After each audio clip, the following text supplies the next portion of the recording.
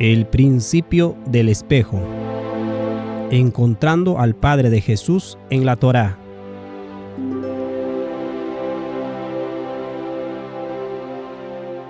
Capítulo 21. La mecánica del cerco.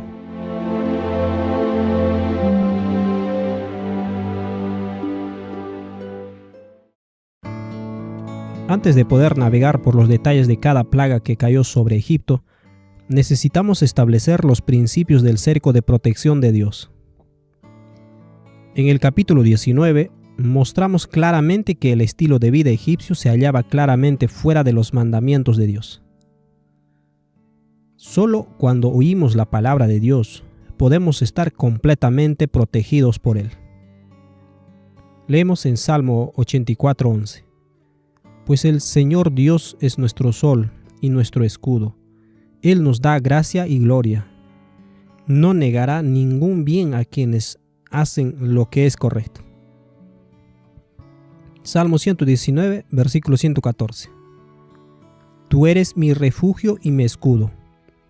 Tu palabra es la fuente de mi esperanza. Salmo 5, versículo 12. Pues tú bendices a los justos, oh Señor, los rodeas con tu escudo de amor. Job amaba y reverenciaba a Dios, guardaba sus mandamientos, porque la Biblia dice que él era intachable, en Job 1:1. Había un hombre llamado Job que vivía en la tierra de Uz. Era un hombre intachable, de absoluta integridad, que tenía temor de Dios y se mantenía apartado del mal. Cuando Satanás presumió de su control sobre la tierra, Dios le recordó acerca de Job, a lo cual Satanás se quejó del cerco de protección a su alrededor. Esto leemos en Job capítulo 1, versículo 8 al 10. El Señor entonces le preguntó a Satanás: ¿te has fijado en mi siervo Job? Es el mejor hombre en toda la tierra. Es un hombre intachable y de absoluta integridad. Tiene temor de Dios y se mantiene apartado del mal. Satanás le respondió al Señor: sí, pero Job tiene una buena razón para temer a Dios. Siempre has puesto un muro de protección alrededor de él, de su casa y de sus propiedades. Has hecho prosperar todo lo que hace. Mira lo rico que es. Cada persona que camina en los mandamientos de Dios tiene un muro de protección a su alrededor. Aquellos que violan los mandamientos crean brechas en el muro de protección y requieren ángeles que se paren en aquellas brechas. Estos ángeles son enviados como respuesta a las oraciones de los hijos que confían en Dios. Leemos a menudo cómo Moisés rogó al Señor para que salve a Israel mientras deambulaba por el desierto. Leemos en Salmo 106, versículo 23. Él dijo que los hubiera destruido de no haberse interpuesto Moisés, su escogido, ante él en la brecha, a fin de aplacar su ira para que no los destruyera. La Biblia describe a Dios como enojado y pensando en destruirlos. Este es el lenguaje proyectado para expresar que Dios pensaba permitir que las brechas creadas por Israel permanezcan abiertas, permitiendo a Satanás entrar y destruir al pueblo. Como hemos visto, la ira de Dios es cuando Él oculta su rostro y permite que las cosas se desarrollen sin su misericordiosa intervención. En el caso de Israel, Moisés se colocó en la brecha y oró, trayendo ángeles que defiendan al pueblo del poder destructivo de Satanás. La Biblia nos dice claramente lo que sucede cuando la palabra de Dios es rechazada. En Isaías 30, versículo 12 al 13. Esta es la respuesta del Santo de Israel: dado que ustedes desprecian lo que les digo, pero más bien confían en la opresión y en las mentiras, la calamidad caerá sobre ustedes de repente como una pared pandeada que explota y se cae. En un instante se desplomará y se derrumbará. La anarquía causa que el muro de protección se pandee, creando brechas que necesitan ser rellenadas a través del poder y la protección angelical. Un ejemplo inicial de rebeldía que causa brechas en el muro es la historia de hijo de Judá. Leemos en Génesis capítulo 38, versículos 6 al 7. Después Judá tomó mujer para su primogénito, la cual se llamaba Tamar. Y el primogénito de Judá, fue malo ante los ojos de Jehová, y le quitó Jehová la vida. La Biblia declara que era malo. La maldad es rebeldía. La Biblia no nos dice en qué clase de maldad se involucró Simplemente se nos dice que Dios mató a porque era malo.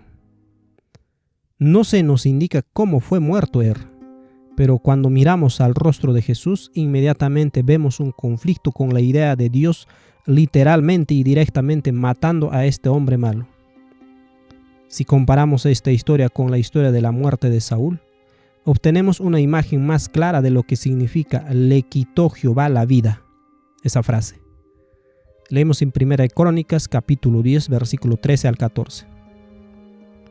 De manera que Saúl murió porque fue infiel al Señor, no obedeció el mandato del Señor e incluso consultó a una Midian en lugar de buscar la dirección del Señor. Así que el Señor le quitó la vida y le entregó el reino a David, hijo de Isaí. En esta historia se nos indica cómo murió Saúl. 1 Crónicas 10, 3 al 4. La batalla se intensificó cerca de Saúl, y los arqueros filisteos lo alcanzaron y lo hirieron. Con gemidos, Saúl le dijo a su escudero: «Toma tu espada y mátame antes de que estos filisteos paganos lleguen para burlarse de mí y torturarme». Pero su escudero tenía miedo y no quiso hacerlo. Entonces Saúl tomó su propia espada y se echó sobre ella. Al consultar a una medium, Saúl provocó una ruptura en el cerco de protección. Dios no fue capaz de proteger a Saúl como lo hacía previamente. Cuando Saúl fue herido y la batalla parecía perdida, Saúl le pidió a su escudero que lo matara, pero él se rehusó. Saúl luego se suicidó, cayendo sobre su espada. ¿Cómo mató Dios a Saúl? Permitiéndole cosechar las consecuencias de sus propias decisiones. La declaración de que Dios mató a Saúl es una proyección en Dios que lo hace responsable por la muerte de Saúl. Solamente es verdadero en el sentido de que Dios permitió que Saúl se suicidara, pero eso es porque Dios respetó las decisiones de Saúl y no que él haya maniobrado a Saúl hacia un rincón porque quería a Saúl muerto.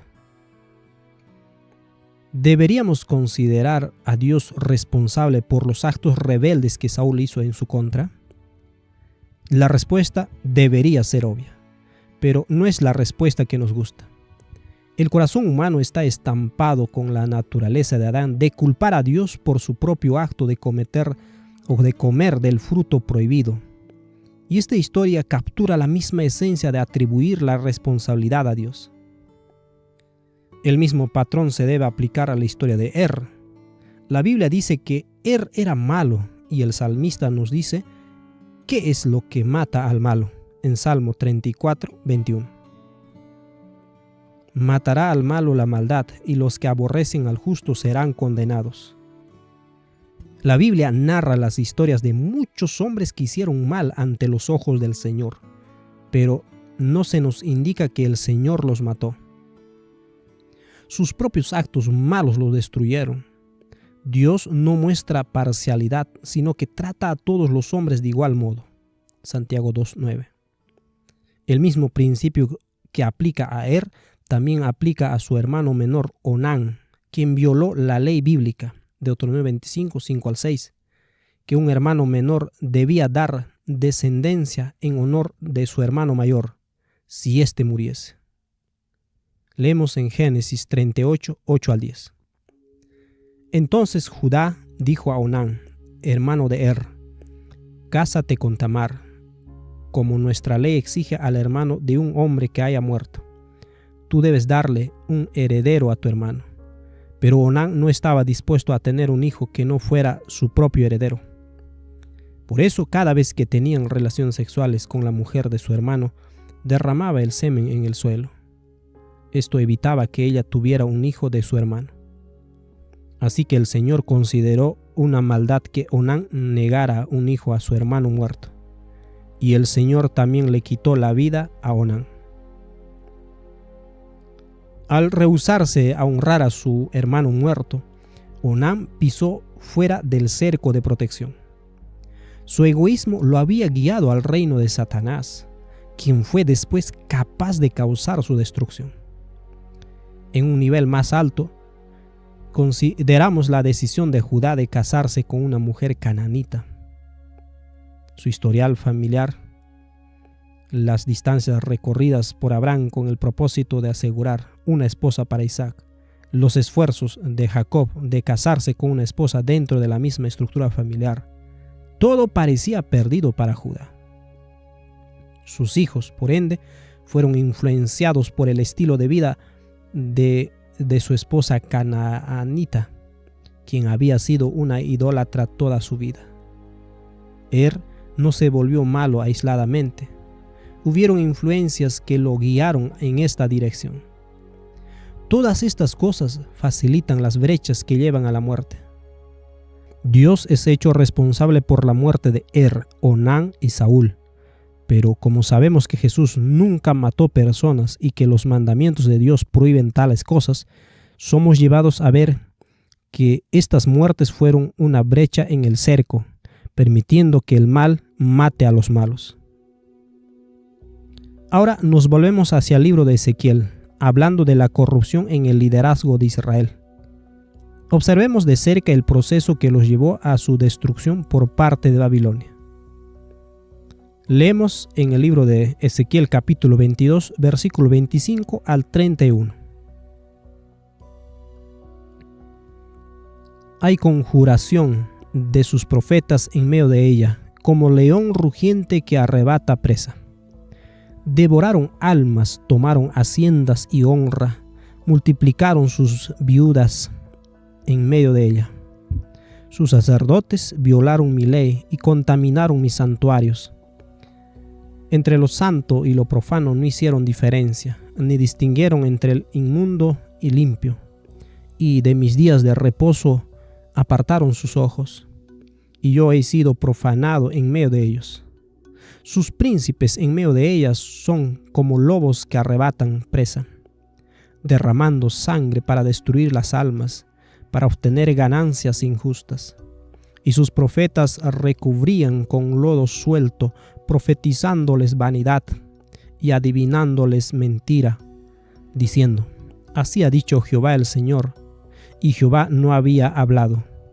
El pueblo de la tierra usaba de opresión y cometía robo. Al afligido y menesteroso hacía violencia, y al extranjero oprimía sin derecho. Y busqué entre ellos hombres que hiciese vallado, y que se pusiese en la brecha delante de mí a favor de la tierra, para que yo no la destruyese, y no lo hallé. Por tanto, derramé sobre ellos mi ira, con el ardor de mi ira los consumí, hice volver el camino de ellos sobre su propia cabeza, dice Jehová el Señor. La Biblia registra 7 puntos que llevaron al desastre. Veamos.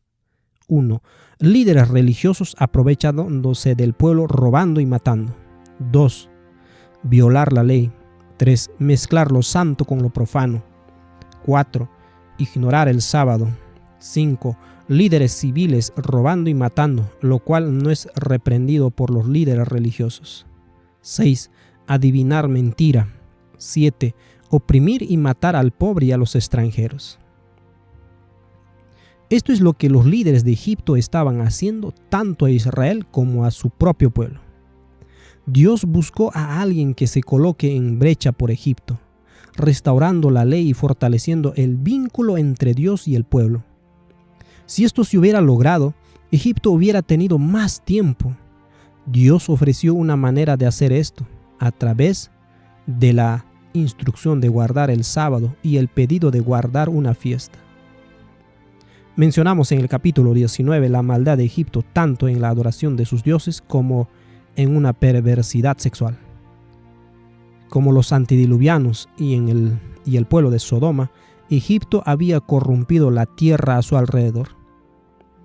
Con el propósito de construir el cerco, Dios le dijo a Moisés que le solicitara a Faraón poder guardar una fiesta. Moisés también fue instruido a decirle a los israelitas que comenzaran de nuevo a guardar el Shabbat. Éxodo 5:5 dice: dijo también Faraón: he aquí el pueblo de la tierra es ahora mucho, y vosotros les hacéis cesar, es decir, Shabbat, cesar de sus tareas. La palabra cesar en realidad es Shabbat o sábado. Jesús declara que Él es el Señor del sábado y por lo tanto el reposo que hallamos en Cristo viene a nosotros de un modo especial durante el sábado, del mismo modo que las fiestas.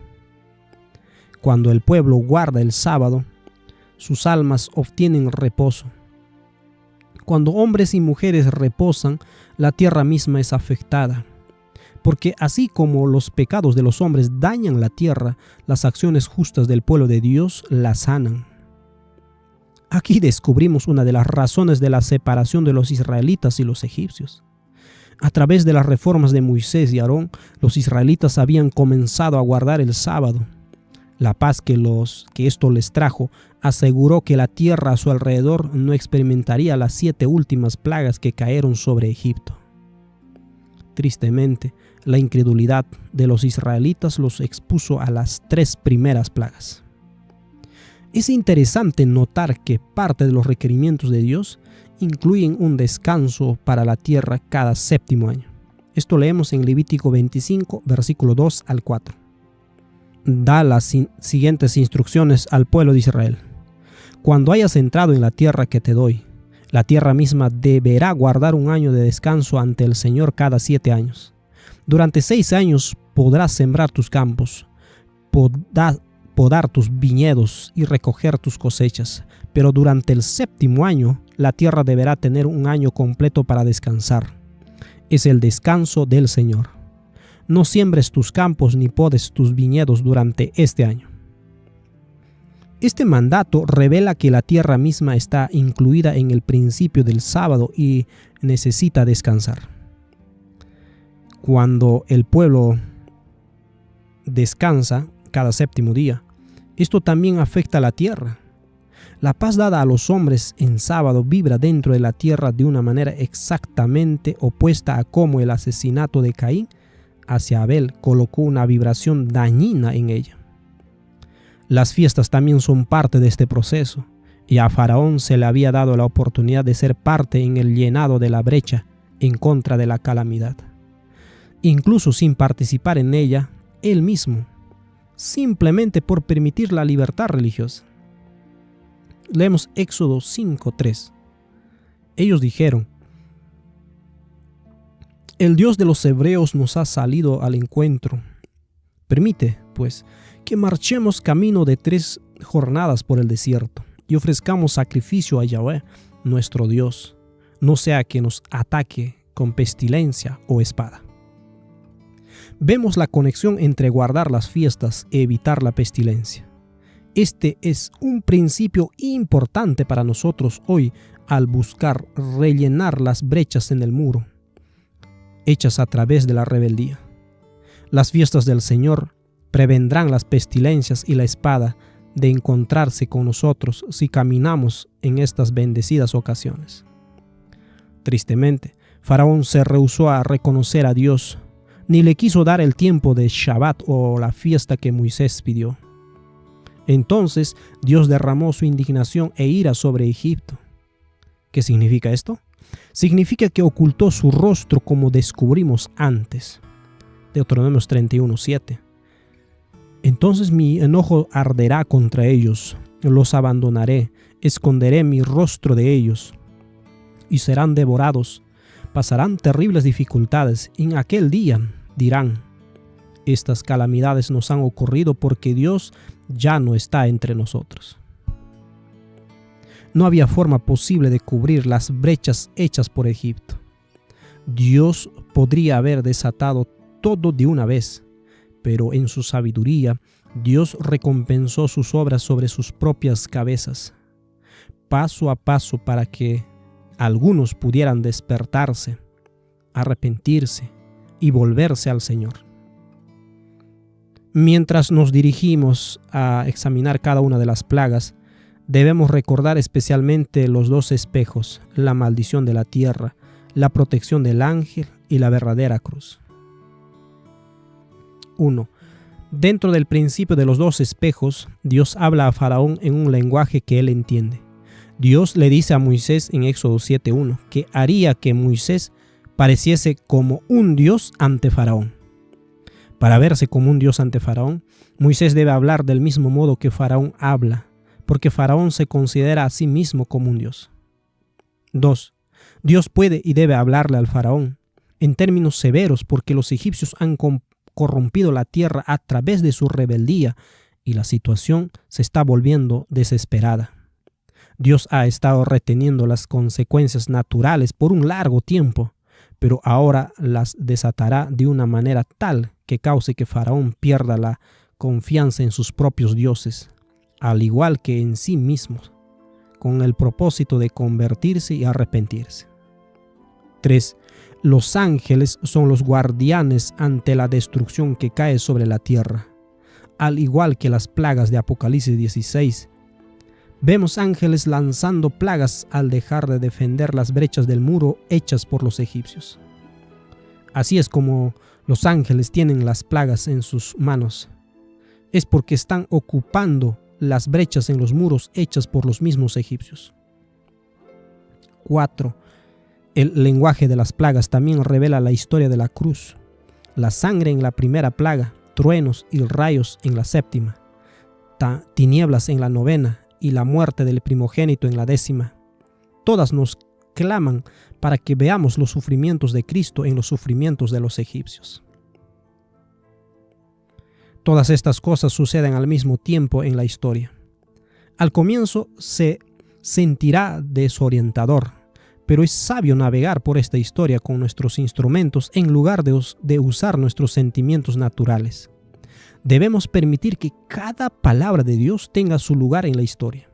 Debemos probar todas las cosas. Debemos ser pacientes y fieles al poner todas las piezas juntas para que el rostro de Jesús y las plagas estén en armonía. Una cosa más antes de considerar las plagas. Necesitamos considerar el endurecimiento del corazón de Faraón. Dios dijo que lo iba a endurecer en Éxodo 4:21. El Señor le dijo a Moisés: cuando llegues a Egipto, preséntate ante el Faraón y haz todos los milagros que te he dado el poder de realizar.